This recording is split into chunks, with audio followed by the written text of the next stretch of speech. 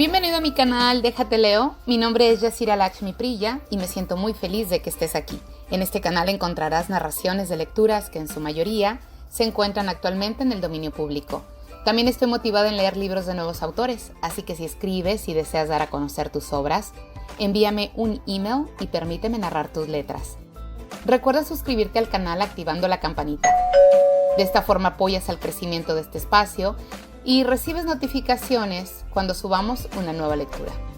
En esta oportunidad vamos a concluir el libro 1984 del autor George Orwell. Ponte cómodo y déjate leo.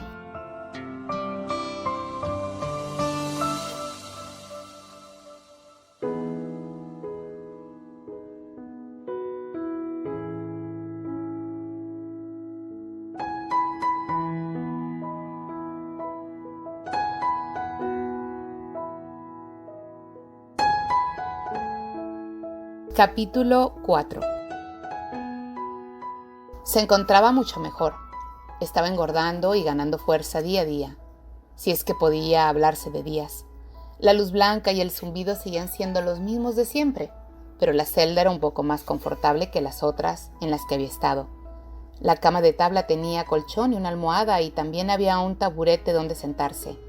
Le habían bañado y le habían permitido lavarse con cierta frecuencia en un lavabo de metal. Incluso le habían proporcionado agua tibia, le habían dado ropa interior limpia y un mono nuevo, le habían untado un ungüento de úlceras para la pierna, le habían arrancado los dientes que le quedaban para ponerle una dentadura postiza. Habían pasado meses o semanas. De haber querido, habría podido calcular el paso del tiempo, pues le daban de comer a intervalos regulares. Le estaban dando 3 comidas cada 24 horas. A veces dudaba si le estarían dando por la mañana o por la noche. Sorprendentemente, la comida era muy buena y una de cada 3 era a base de carne. En una ocasión incluso le dieron un paquete de cigarrillos. No tenía cerilla, pero el silencioso guardián que le llevaba la comida siempre le ofrecía fuego. La primera vez que intentó fumar sintió náuseas, pero perseveró y el paquete le duró muy poco tiempo. Le habían dado una pizarra blanca con un lápiz atado a una máquina. Al principio no la utilizó, se sentía alertagado, aunque estuviese despierto. A menudo pasaba el rato entre comidas tumbado en la cama sin moverse, a veces dormido y en ocasiones sumido en vagas ensoñaciones, en lo que no se molestaba en abrir los ojos. Hacía mucho que se le había acostumbrado a dormir bajo aquella luz tan intensa. No parecía tener importancia, aunque los sueños eran más coherentes. En todo ese tiempo soñó mucho y siempre fueron sueños felices. Se hallaba en el país dorado o sentado entre ruinas enormes y gloriosas iluminadas por el sol. O'Brien, sin hacer nada más que tomar el sol y hablar de cosas agradables, pensaba en su madre, con Julia o con O'Brien. Cuando estaba despierto pensaba sobre todo en lo que había soñado. Desapareciendo el estímulo del dolor, parecía haber perdido la capacidad intelectual. No se aburría ni le apetecía conversar con nadie o distraerse. Solo quería estar solo. Se contentaba con que no le pegaran ni interrogaran, con tener comida suficiente y con estar limpio. Poco a poco fue dedicando menos tiempo al sueño, aunque siguió sin ganas de levantarse. Lo único que le apetecía era estar echado y notar cómo iba recobrando las fuerzas. Se tocaba aquí y allá, tratando de asegurarse de que no era una ilusión, que sus músculos estuvieran cada vez más redondos y su piel más tersa. Por fin, concluyó sin lugar a duda que estaba engordando. Sus muslos eran ya mucho más gruesos que sus rodillas. Después, aunque sin muchas ganas, empezó a hacer ejercicio de manera regular. Al cabo de poco tiempo, llegó a andar 3 kilómetros yendo y viniendo por la celda y se le fue enderezando la espalda. Intentó hacer ejercicio más complicado y le sorprendió y humilló descubrir la gran cantidad de cosas que no podía hacer. No podía correr, ni levantar el taburete a la altura del brazo, ni mantenerse sobre una sola pierna sin caerse. Se acuclilló y descubrió que levantarse le causaba un dolor lacerante en el muslo y las pantorrillas. Se tendió boca abajo y trató de levantar su peso apoyándose en las manos. Fue inútil, no pudo alzarse ni un centímetro, pero al cabo de unos días y de unas cuantas comidas, logró incluso esa proeza. Llegó un día en que consiguió hacer 6 flexiones enseguida. Empezó a enorgullecerse de cuerpo y a abrigar el convencimiento de que su rostro también empezaba a ser normal. Solo al ponerse las manos en la cabeza que estaba pelada, recordaba la cara machacada y llena de costurones que le había devuelto la mirada al espejo. Su inteligencia se volvió más activa. Se sentó en la cama de tablas con la espalda apoyada en la pared y la pizarra sobre las rodillas y se inclinó a la tarea de reeducarse. Estaba claro que había capitulado.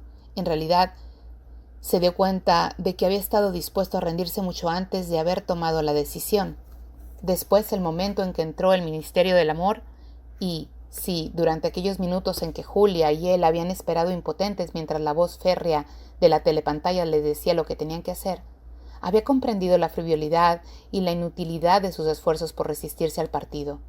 Ahora sabía que la policía del pensamiento lo había estado vigilando como a un escarabajo a través de la lupa. Ningún acto físico ni ninguna palabra dicha en voz alta les había pasado desapercibida y habían deducido todas sus asociaciones de ideas. Incluso había reemplazado cuidadosamente la mota de polvo blanco de la cubierta de su diario. Le habían hecho oír grabaciones, le habían mostrado fotografías, algunas de Julia y él. Sí, incluso cuando no podía seguir enfrentándose al partido. Además, el partido tenía razón. Tenía que ser así. ¿Cómo iba a equivocarse un cerebro colectivo e inmortal? ¿Con qué patrón externo podía no constatar sus juicios? La cordura era cuestión de estadística. No había más que aprender a pensar como hacían ellos. Claro que... Cogió el lápiz entre los dedos entumecidos, empezó a escribir la idea que se le ocurría. Primero escribió con torpes letras mayúsculas: la libertad es la esclavitud. Luego casi enseguida escribió debajo: 2 y 2 son 5. Pero luego no pudo continuar. Su inteligencia pareció incapaz de concentrarse, como si se resistiera. Sabía lo que iba a continuación, pero por un instante no pudo recordarlo, y cuando lo consiguió fue mediante un esfuerzo y un razonamiento consciente, no porque acudiera sin más a su memoria. Y escribió: Dios es poder. Lo aceptaba todo. El pasado podía alterarse y nunca se había alterado. Oceanía estaba en guerra con esta Asia y siempre lo había estado. Jones, Araston y Rutherford eran culpables de los crímenes de los que se les acusaban. Nunca había visto la fotografía que demostraban su inocencia. Jamás había existido y había sido una invención suya. Recordaba haber recordado lo contrario, pero era falso. Era un recuerdo falso, producto de su ofuscación. ¡Qué fácil era! Bastaba con rendirse y no tenía por qué no hacerlo.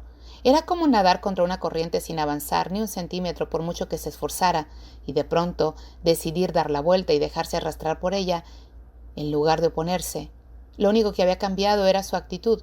Lo que estaba predestinado ocurriría en cualquier caso. Apenas sabía por qué se había revelado. Todo era fácil, excepto... Todo podía ser cierto. Las llamadas leyes naturales carecían de sentido. La ley de gravedad era absurda.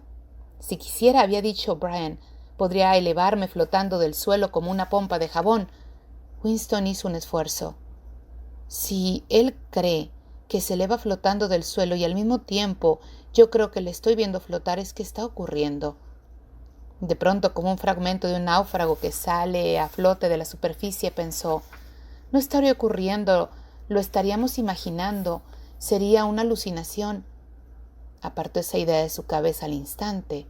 La falacia era evidente. Daba por sentado que de un modo u otro, fuera de un mismo modo, había un mundo real en el que ocurrirían las cosas reales.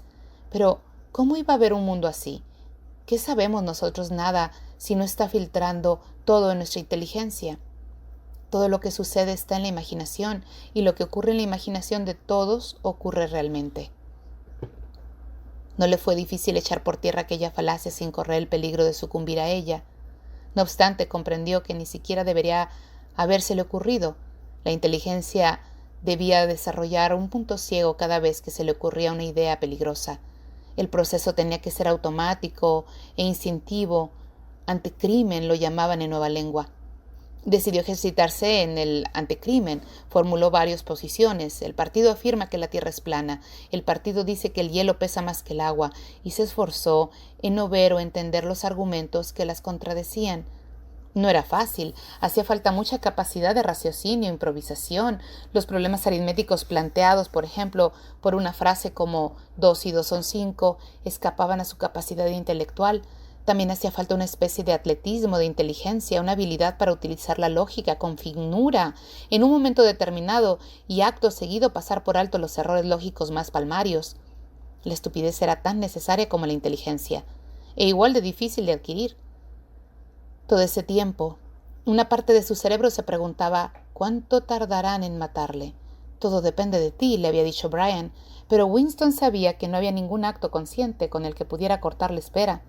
Podían ser 10 minutos o 10 años, podían dejarlo años aislado, enviarlo a un campo de trabajo o liberarle por un tiempo. Como hacían en ocasiones, era muy posible que antes de matarle le hicieran pasar de nuevo por todo el drama de su detención e interrogatorio. Lo único seguro era que la muerte llegaba cuando no te la esperabas. La tradición no hablaba y no conocía por todos, aunque nadie lo dijera. Y esto aseguraba que siempre te pegaban un tiro en la nuca, sin previo aviso, mientras te llevaban por un pasillo de una celda a otra. Aunque un día no era la expresión correcta, lo más probable es que fuese en plena noche, una vez cayó en una especie de ensoñación extraña y dichosa. Iba andando por un pasillo esperando recibir el balazo. Sabía que era inminente. Todo se había solucionado, limado y reconciliado. No había más dudas, discusiones, dolor ni temor. Su cuerpo era tan fuerte como saludable. Se movía con desenvoltura, imprimiendo alegría a sus movimientos, con la sensación de estar andando a plena luz del sol. Ya no se encontraba en los estrechos pasillos del Ministerio del Amor, sino en un pasillo enorme y soleado de 1 kilómetro de anchura, el que parecía haber llevado en un delirio inducido por las drogas. Se hallaba en el País Dorado, en el sendero que recorrería el prado mordisqueado por los conejos. Notaba la hierba corta y mullida bajo sus pies y el calor del sol en la cara. Al otro lado del prado estaban los olmos estremecidos apenas por la brisa, y más allá, el río donde nadaban los mujoles en las verdes pozas bajo los sauces. De pronto despertó con un sobresalto horrorizado. El sudor le recorrió la espina dorsal, se había oído grito en voz alta. ¡Julia! ¡Julia! ¡Julia, amor mío! ¡Julia!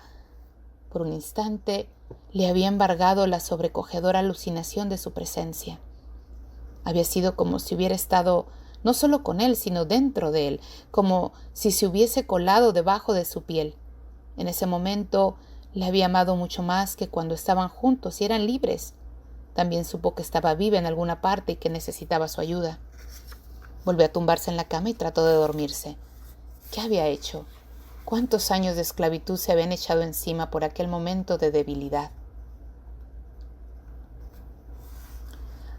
Al cabo de un instante oiría los pasos de las botas detrás de la puerta. No permitirían que semejante estallido de emoción quedara sin castigo. Ahora sabrían, si es que no sabían ya, que había roto el acuerdo al que habían llegado con ellos. Obedecía al partido, pero todavía lo odiaba. En los viejos tiempos había ocultado sus opiniones heréticas tras una apariencia de conformismo. Después había retrocedido un paso, había sometido su inteligencia, pero conservaba la esperanza de conservar inviolada la parte más íntima de su corazón. Sabía que estaba equivocado, pero prefería estarlo. Ahora ellos lo sabrían, y O'Brien también. Lo había confesado con ese grito absurdo. Tendría que volver a empezar. Tal vez durase años. Se pasó la mano por la cara intentando familiarizarse con su nueva forma. Profundas arrugas surcaban sus mejillas. Los pómulos parecían más marcados. Tenía la nariz aplastada. Además, desde la última vez que se habían visto en el espejo, le habían puesto una dentadura postiza. No era fácil adoptar una expresión inescrutable cuando no sabías cómo era tu cara. En cualquier caso, el mero control de los rasgos faciales no era suficiente. Por primera vez comprendió que si uno quiere guardar un secreto debe ocultárselo también a sí mismo. Debe saber que está ahí, pero no dejarlo emerger a la conciencia en modo alguno. De ahora en adelante no solo tendría que pensar bien, sino también sentir y soñar. Y guardar su odio en su interior como una bola de material que formase parte y al mismo tiempo estuviese desconectada de él, como un quiste. Un día decidiría matarle. No había forma de saber cuándo, pero unos segundos antes tal vez fuese posible intuirlo. Siempre lo mataban a uno por la espalda. Mientras iba por un pasillo, 10 segundos bastarían. En ese tiempo podría darle la vuelta al mundo en su interior, y luego de pronto, sin decir una palabra, sin detener sus pasos, sin modificar lo más mínimo la expresión de su cara, se despojaría del camuflaje y ¡bang! se dispararían los cañones de su odio. El odio inundaría como una llamarada rugiente y gigantesca, y casi en el mismo instante, ¡bang!, saldría la bala demasiado tarde o demasiado pronto. Le habría volado los sesos antes de adueñarse de su cerebro. El pensamiento herético quedaría sin castigo, no habría arrepentimiento y estaría fuera de su alcance para siempre.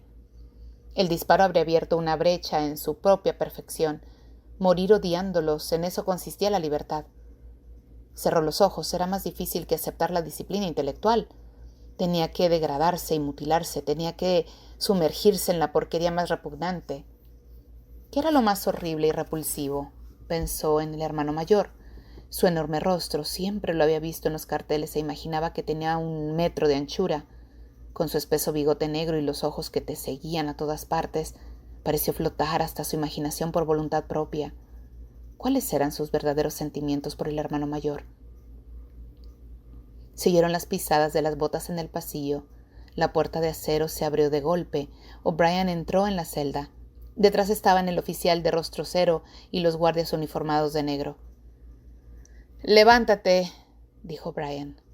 «Ven aquí». Winston se puso en pie enfrente de él. O'Brien le cogió por los hombros con las manzanas y le observó de cerca. «Estabas pensando en engañarme», dijo. «Menuda estupidez. Ponte más recto. Mírame a la cara». Hizo una pausa y prosiguió en tono más amable. «Estás mejorando. Desde el punto de vista intelectual todo ha sido bien, en lo que no has avanzado es en las emociones. Dime, Winston, y recuerda, nada de mentiras, sabes que siempre noto cuando intentas mentirme. ¿Cuáles son tus verdaderos sentimientos por el hermano mayor?» «Le odio». «¿Le odias? Bien. Eso es que ha llegado el momento de dar el último paso. Debes amar al hermano mayor, con obedecerle lo suficientemente para amarle». Soltó a Winston y le empujó levemente hacia los guardias. «Habitación 101», dijo. Capítulo 5. En cada momento de su encarcelamiento había sabido o creído saber en qué parte del edificio sin ventanas se encontraba. Es posible que hubiese pequeñas diferencias en la prisión del aire. Las celdas donde le habían golpeado los guardianes estaba bajo tierra.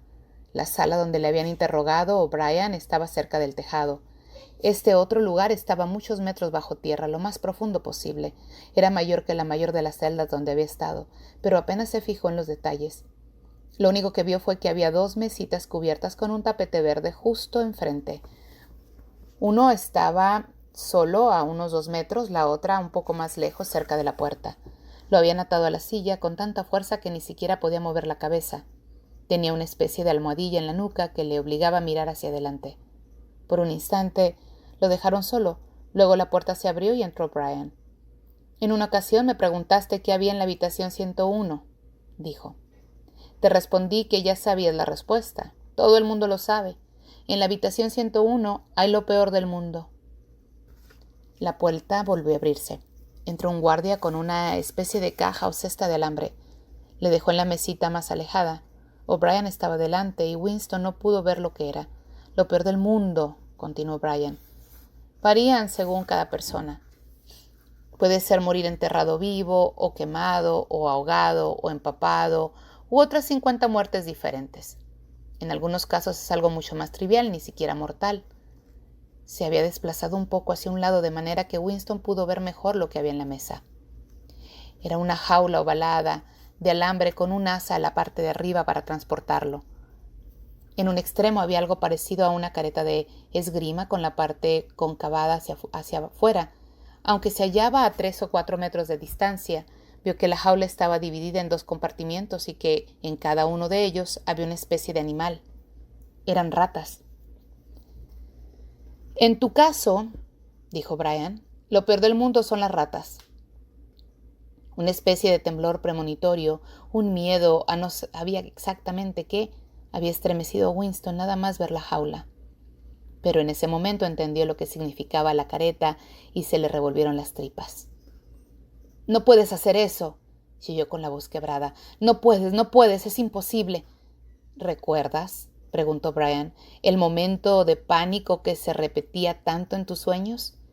Tenías delante una pared oscura y notabas un zumbido en los oídos. Había algo terrible al otro lado de la pared. Sabías lo que era, pero no te atreves a sacarlo a la luz. Eran ratas.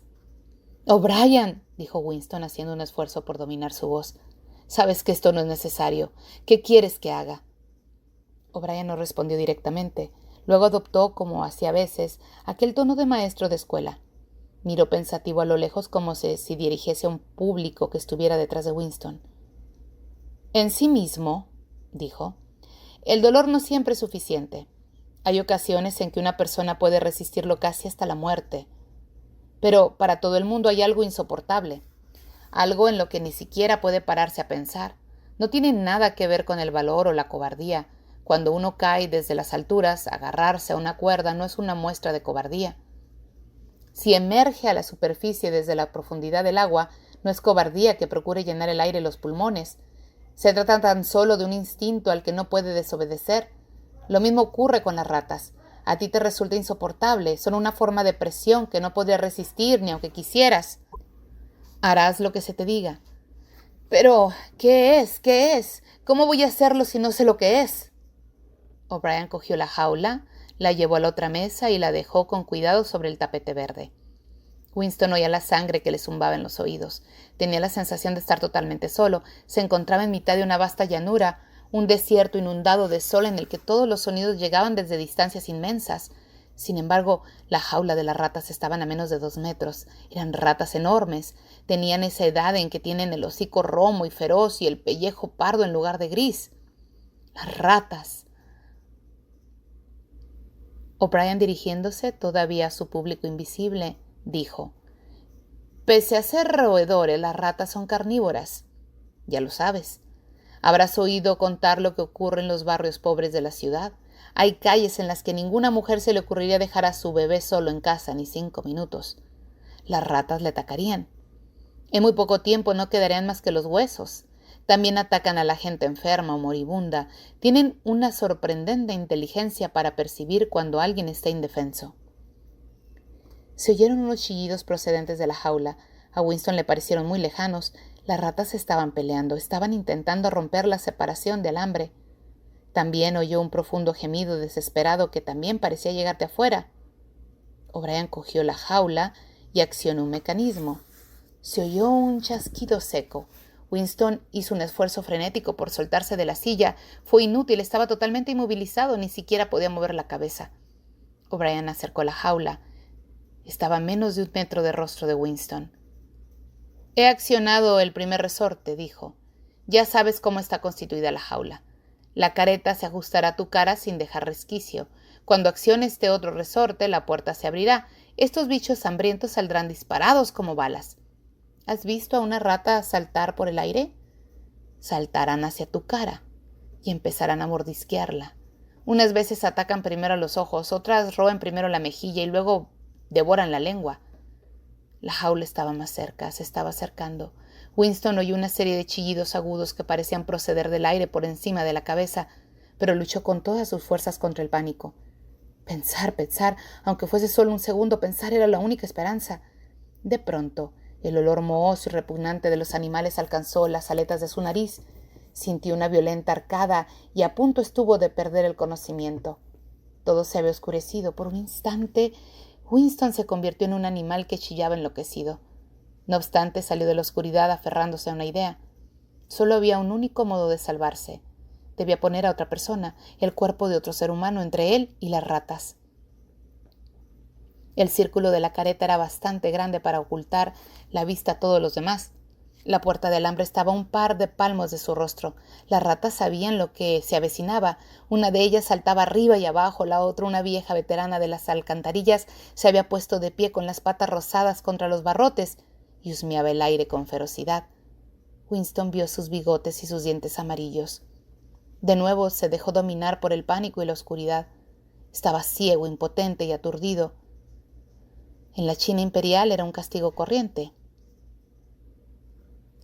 Estaban ajustándole la careta. El alambre le rozó las mejillas y de pronto... No, fue un alivio. Solo una esperanza, un minúsculo fragmento de esperanza. Tal vez fuese demasiado tarde, pero había comprendido de repente que solo había una persona a quien pudiera transferir su castigo, un cuerpo que podía colocar entre él y las ratas. Empezó a gritar frenéticamente una y otra vez, haciéndolo: «Hacédselo a Julia, hacédselo a Julia, a mí no, me da igual lo que le hagáis, arrancadle la cara, despellejadla, a mí no, a Julia, a mí no». Estaba cayendo de espaldas, a enormes profundidades lejos de las ratas. Seguía atado a la silla, pero había caído a través del suelo, a través de las paredes del edificio, a través de la tierra, a través de los océanos, a través de la atmósfera hasta el espacio exterior y la vastedad de las estrellas. Lejos, lejos, lejos de las ratas. Estaba a años luz de distancia, pero Brian seguía de pie a su lado. Seguía notando el frío contacto del alambre contra sus mejillas. No obstante, a través de la oscuridad que lo rodeaba, oyó otro chasquido metálico y supo que la puerta de la jaula no se había abierto, sino cerrado. Capítulo 6. El café del castaño estaba casi vacío.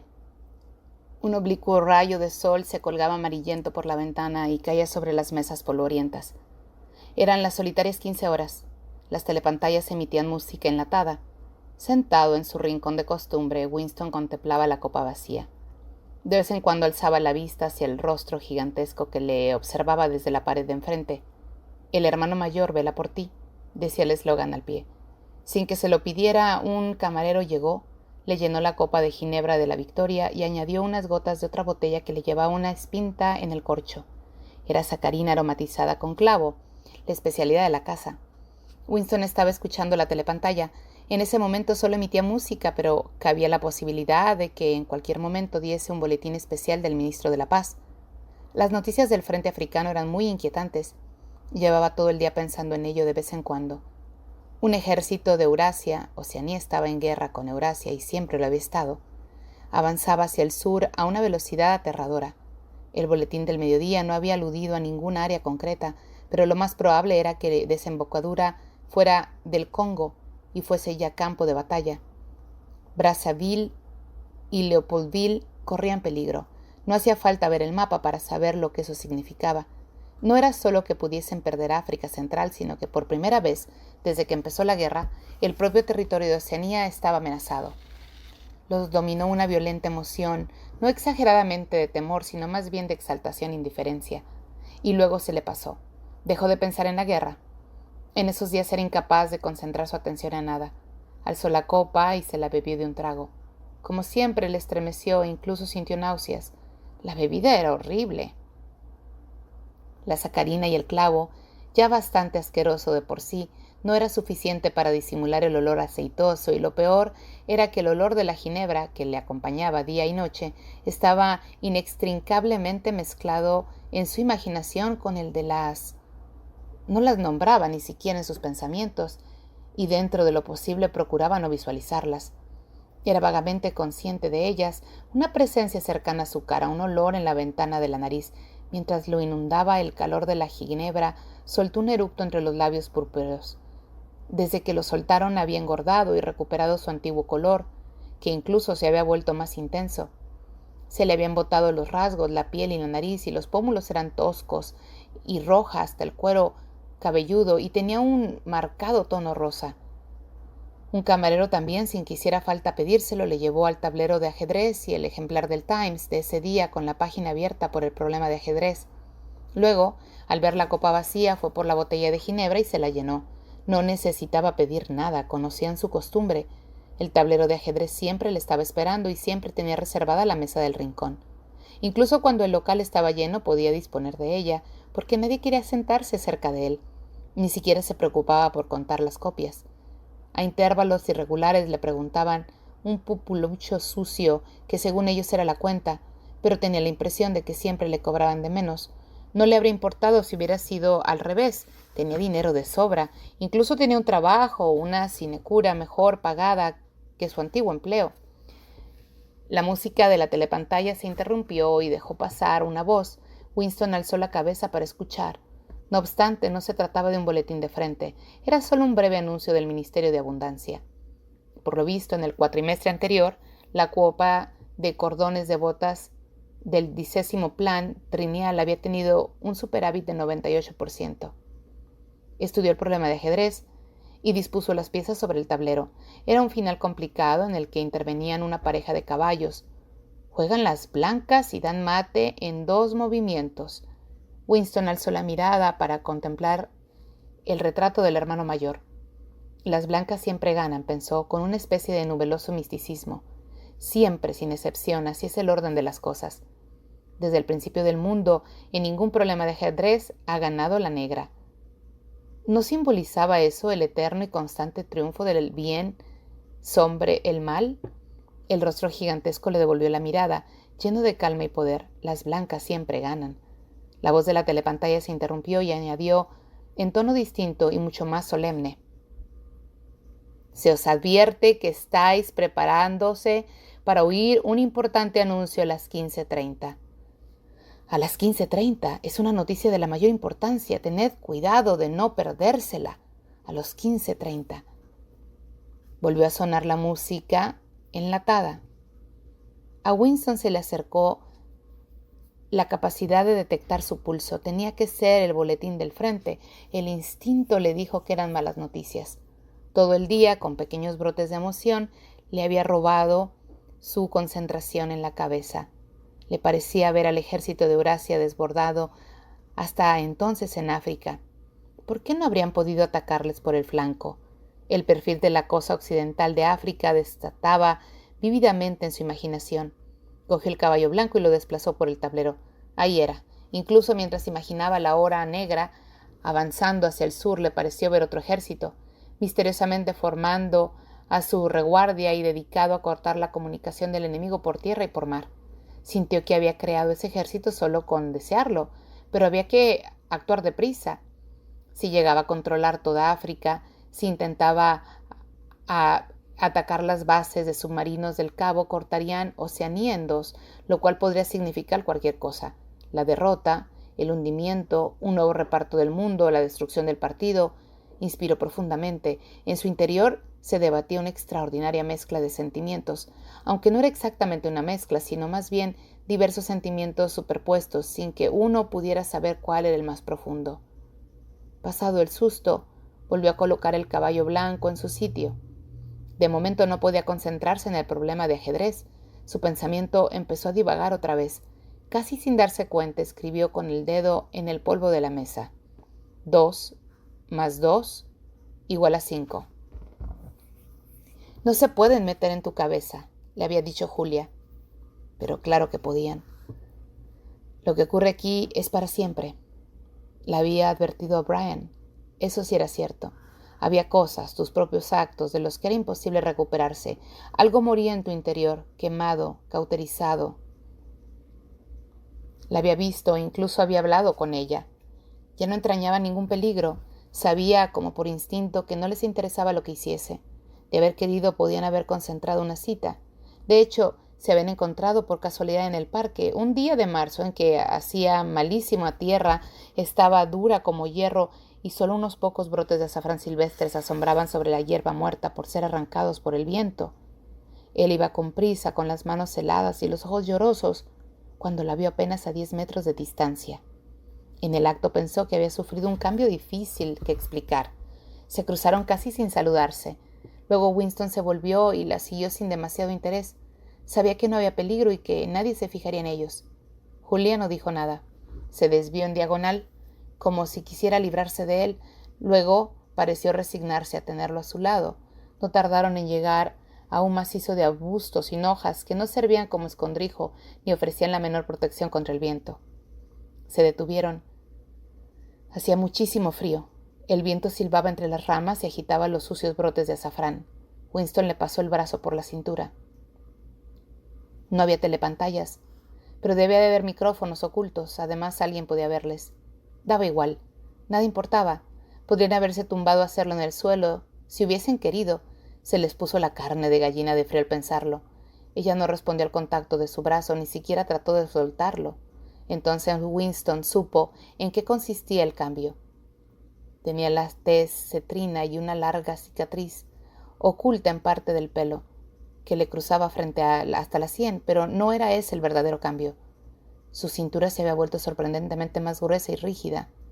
Winston recordaba que, en una ocasión, tras la explosión de una bomba volante, había ayudado a sacar a rastras un cadáver de entre las ruinas y le había sorprendido no solo lo mucho que pesaba, sino su rigidez y lo difícil que era manejarlo, como si en lugar de ser carne hubiese sido piedra. Lo mismo le había ocurrido al cuerpo de Julia. Pensó que el tacto de su piel también debía haber cambiado. No intentó besarla y tampoco hablaron.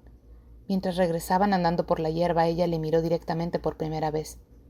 No fue más que una mirada fugaz, cargada de asco y desprecio. Winston se preguntó si sería una antipatía emanada del pasado, o si se la inspirarían también, igual que su rostro hinchado y las lágrimas que el viento le arrancaba de los ojos. Se sentaron en unas sillas de hierro, uno al lado del otro, aunque no demasiado cerca. Winston vio que Julia estaba a punto de hablar. La joven movió el pie con torpeza unos pocos centímetros y aplastó a propósito una ramita. Sus pies también parecían haberse vuelto más grandes. «Te traicioné», le espetó sin más. «Y yo a ti», respondió Winston. Julia volvió a mirarle con desagrado. «A veces», dijo, «te amenazan con algo insoportable e inconcebible. Y empiezas a decir, no me lo hagáis a mí, hacédselo a otra persona, hacédselo a fulano, a mengano. Y luego intentas convencerte de que fue solo un truco, que solo lo dijiste para que te dejaran en paz y que no hablabas en serio. Pero no es cierto. En el momento en que ocurre, lo dices de verdad. Crees que no hay otra manera de salvarte y estás totalmente dispuesto a que ese sea el modo. Quieres que se lo hagan a otro. Te traes sin cuidado que sufra, no piensas más que en ti. No piensas más que en ti, repitió él. Y después ya no vuelves a sentir lo mismo por esa persona. No, reconoció Winston. Ya no sientes lo mismo. No parecía haber más que decir. El viento les aplastaba los finos monos contra el cuerpo. De pronto les resultó vergonzoso seguir allí en silencio. Además, hacía demasiado frío para quedarse allí quietos. Ella dijo que tenía que coger el metro y se puso en pie para marcharse. «Tenemos que vernos otro día», dijo Winston. «Sí», respondió Julia. «Ya nos veremos». La siguió indeciso un rato, varios pasos por detrás, no volvieron a hablar. Ella no intentó quitárselo de encima, pero anduvo deprisa para que no pudieran alcanzarla. Winston había decidido acompañarla hasta la estación, pero de pronto la idea de seguirla con aquel frío le pareció inútil e insoportable. Le dominó el deseo no tanto de alejarse de Julia como de volver al café del Castaño, que nunca le había parecido tan atractivo como entonces.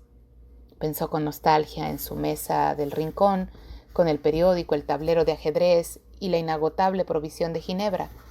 Además, allí haría calor. Un instante después permitió que se interpusiera un grupo de personas. Hizo un vano intento por alcanzarla. Luego empezó a andar más despacio, se dio vuelta y se marchó en dirección opuesta. Cuando llevaba andando unos 50 metros se volvió. Había poca gente en la calle, pero ya no se le veía. Había podido ser cualquiera entre aquella docena de figuras apresuradas. Tal vez su cuerpo grueso y rígido ya no fuese reconocible por detrás. En el momento en que ocurría, lo dices de verdad. Y así era. Winston no solo había dicho, sino que lo había deseado que le echaran encima a ella las... La música que estaba emitiendo la telepantalla cambió.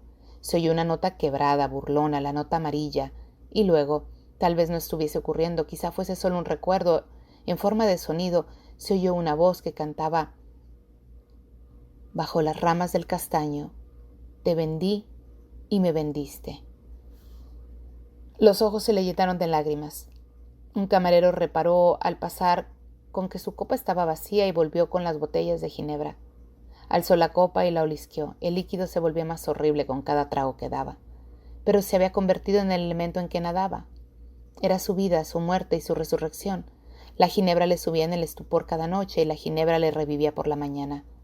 Cuando despertaba rara vez, antes de las 11 con los párpados pegados, la boca seca y la espalda tan dolorida que parecía que se le hubiese roto, le habría sido imposible incluso incorporarse de no ser por la botella y la taza que tenía sobre la mesita de noche. Hasta mediodía se quedaba con la mirada perdida y la botella siempre a mano escuchando la telepantalla. Desde las 15 hasta la hora de cierre pasaba el tiempo en el Castaño. A nadie le importaba lo que hiciera. Ya no le despertaba a toque de silbato ni le reconvenía en la pantalla. De vez en cuando, 2 días a la semana, iba a un despacho polvoriento y casi olvidado en el Ministerio de la Verdad y trabajaba o fingía trabajar un rato. Lo habían enviado a un subcomité que había surgido de uno de los innumerables comités que estudiaban las dificultades menores surgidas de la complicación de la 11ª edición del Diccionario de la Nueva Lengua. Su misión era redactar una especie de informe interno, aunque nunca llegó a saber acerca de qué trataba aquel informe. Tenía que ver con si las comas debían ir dentro o fuera de los paréntesis. Había otras 4 personas como él en el comité. Algunos días se reunían y luego se despedían enseguida tras admitir con franqueza que en realidad no tenían nada que hacer. En cambio, otros días se ponían manos a la obra casi con ansiedad, aprovechando al máximo el tiempo y redactando borradores de largos memorandos que no llegaban a concluir, pues sus argumentaciones siempre acababan volviéndose extraordinariamente intrincadas y abstrusas, llenas de sutileza, a propósito de las definiciones, interminables digresiones, disputas e incluso amenazas de apelar a una autoridad superior. Luego de pronto se quedaban sin fuerza y se quedaban sentados a la mesa mirándose con ojos apagados, como fantasmas que se disparan con el canto del gallo. La telepantalla guardó silencio un momento. Winston volvió a levantar la cabeza. ¡El boletín! Pero no, solo era que estaba cambiando la música. Tenía el mapa de África dibujado detrás de los párpados. Veía el movimiento de los ejércitos como un diagrama, una flecha negra que avanzaba verticalmente hacia el sur y una blanca que se desplazaba en horizontal hacia el este y cortaba la otra parte por detrás. Alzó la vista como en busca de consuelo hacia el rostro imperturbable del retrato. ¿Sería posible que la segunda flecha no existiera? Su interés volvió a decaer. Bebió otro trago de ginebra. Cogió el caballo blanco y probó otra jugada. Pero sin duda no era lo indicado, porque involuntariamente un recuerdo flotó hasta su memoria. Vio una habitación iluminada por una vela con una enorme cama blanca. Él, un niño de 9 o 10 años, estaba sentado en el suelo agitando un cubilete y se reía emocionado. Su madre estaba sentada enfrente y también se reía. Debía de ser un mes antes de su desaparición. Era un momento de reconciliación en el que había olvidado el hambre que le roían las entrañas y había vuelto a sentir cariño por su madre. Recordaba muy bien aquel día. Fuera llovía a cántaros, el agua corría por el cristal de la ventana y dentro apenas había luz para leer. El aburrimiento de 2 niños en la oscuridad del dormitorio resultaba insoportable.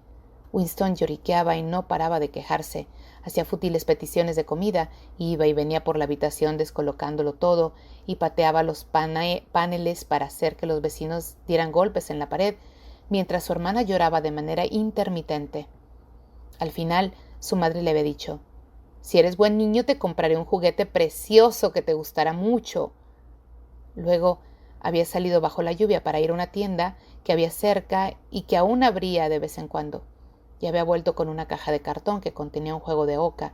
Todavía recordaba el olor del cartón húmedo.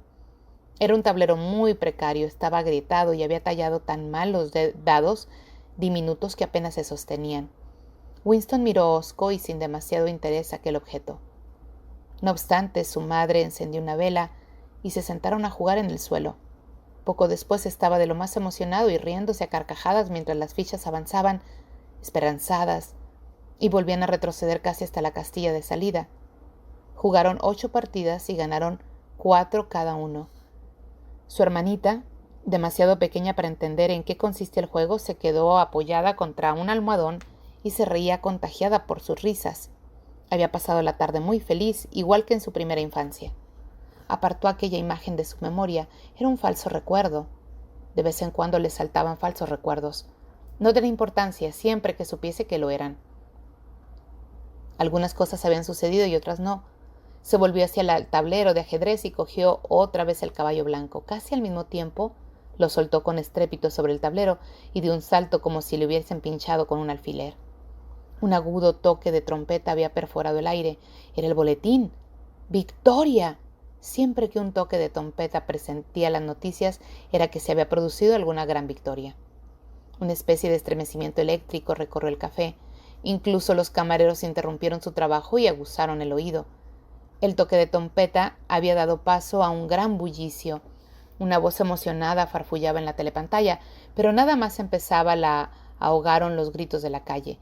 La noticia había corrido como por arte de magia. Apenas pudo oír lo suficiente en la telepantalla para comprender que todo había sucedido tal como lo había previsto. Una enorme flota construida en secreto, un ataque por sorpresa contra la retaguardia enemiga, la flecha blanca cortando a la negra por detrás. Fragmentos de frases triunfales se abrieron paso entre la delgadeza de la generalizada gritería. Vasta maniobra estratégica, coordinación perfecta, derrota aplastante, 500,000 de prisioneros, desmoralización absoluta, control de toda África, la guerra más cerca del fin, victoria, la mayor victoria de la historia de la humanidad. Victoria, victoria, victoria. Debajo de la mesa, Winston movía los pies de forma convulsa. No se había movido del asiento, pero en su imaginación corría y gritaba hasta enardecer la multitud de la calle.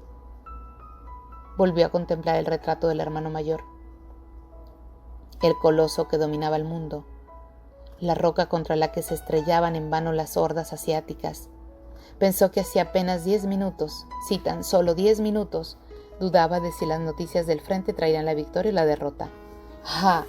No solo había aparecido un ejército de Eurasia, había cambiado mucho desde aquel primer día el Ministerio del Amor, pero la curación y el cambio definitivo e indispensable no habían sucedido hasta ese momento. La voz de la telepantalla seguía explayéndose acerca de los prisioneros, el botiquín y el número de bajas, pero el griterío en la calle había disminuido un poco. Los camareros habían vuelto al trabajo. Uno de ellos se acercó con la botella de ginebra. Winston, sumido en una maravillosa ensoñación, no vio que le estaba llenando la copa. Ya no corría ni gritaba. Había vuelto al Ministerio del Amor, todo estaba perdonado y su alma era tan pura como la nieve. Estaba en el banquillo confesándolo todo e implicando a todo el mundo. Recorrió el pasillo de azulejos blancos con la sensación de andar a la luz del sol con un guardia armado a su espalda. La tan ansiada bala estaba atravesando su cerebro. Alzó la vista hacia el rostro gigantesco. 40 años había tardado en entender la sonrisa que se ocultaba tras el bigote negro. Qué malentendido tan cruel e innecesario. Qué exilio tan obcecado se había impuesto a sí mismo de aquel pecho amoroso. 2 lágrimas perfumadas de ginebra le rondaron por la nariz. Pero todo había acabado bien. La lucha había concluido. Se había vencido a sí mismo. Amaba al hermano mayor.